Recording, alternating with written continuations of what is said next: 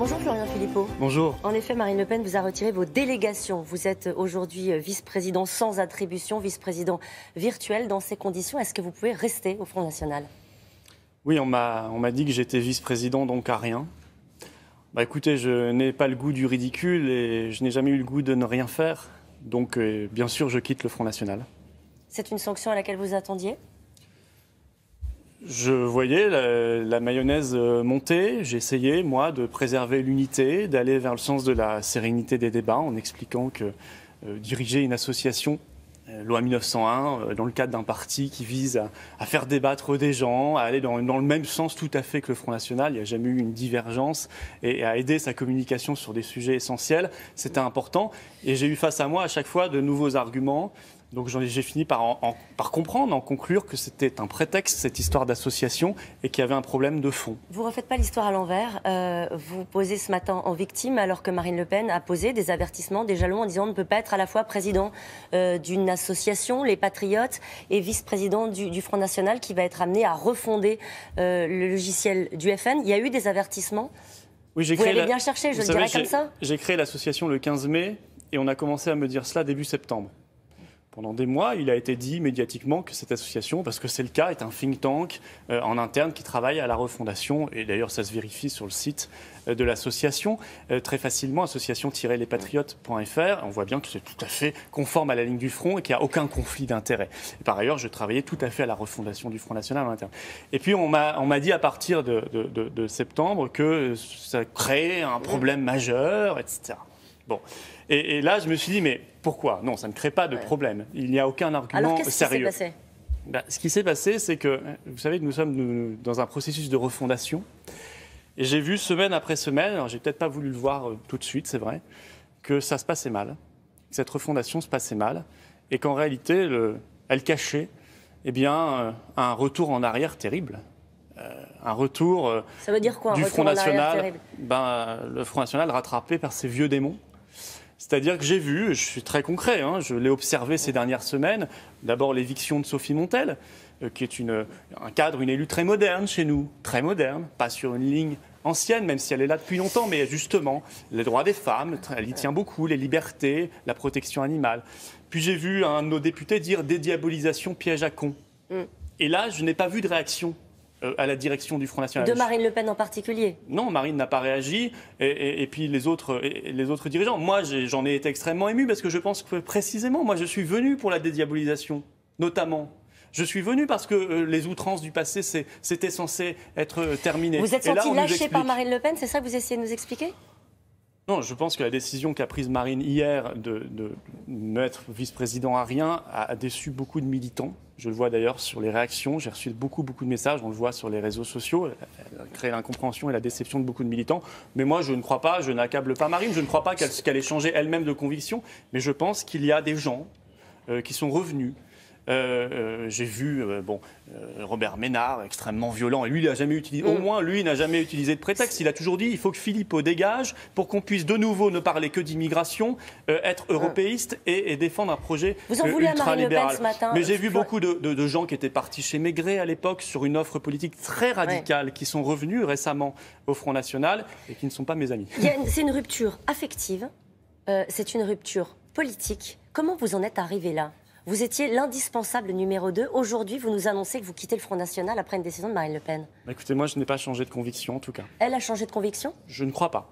Non, je ne pense pas. Elle est sous influence? Non, elle n'est pas sous influence. Je ne dirais jamais cela, ce serait méprisant. Je dis simplement qu'elle a laissé faire. Voilà, qu'elle a laissé faire ces gens dont je vous ai parlé. Mais j'aurais pu citer beaucoup d'autres exemples. Quand on voit le journal d'extrême droite le plus radical, Minute, qui était très critique avec le Front National, et c'était très bon signe, depuis des années, qui nous crachait dessus, et c'était très positif, qui cette fois encense le nouveau Front National, ça devrait nous inquiéter. Moi, ça m'a inquiété. C'est le retour du Front National de papa? Non, je ne raisonne pas comme cela, mais j'ai dit Front National rattrapé par certains vieux démons. Je ne dis pas que c'est tout à fait un retour à ce qu'il était auparavant, mais je dis qu'on voit peu à peu qu'on ne peut plus, on parle formellement On me dira l'inverse, on me dira on n'a pas changé, mais en réalité dans les discours on ne parle plus d'Union européenne et il est très difficile d'en parler et on voit des cadres qui contredisent Marine sur ce sujet-là sans qu'ils soient rappelés à l'ordre. Est-ce que vous l'avez parlé ? On voit, je vous l'ai dit, des expressions qui sont inquiétantes sur la dédiabolisation. Est-ce que vous lui avez parlé, Florian Philippot ? Encore une fois, vous venez pas de nulle part, ça fait 6 ans que vous êtes au Front National, vous avez été le principal bras droit de Marine Le Pen.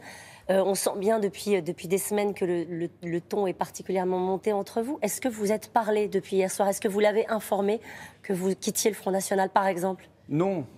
Non, je ne l'ai pas. Elle l'apprend là en vous regardant ce matin ? Mais j'imagine qu'elle s'en doutait après la décision qu'elle a prise hier soir, elle-même, de me mettre vice-président à rien.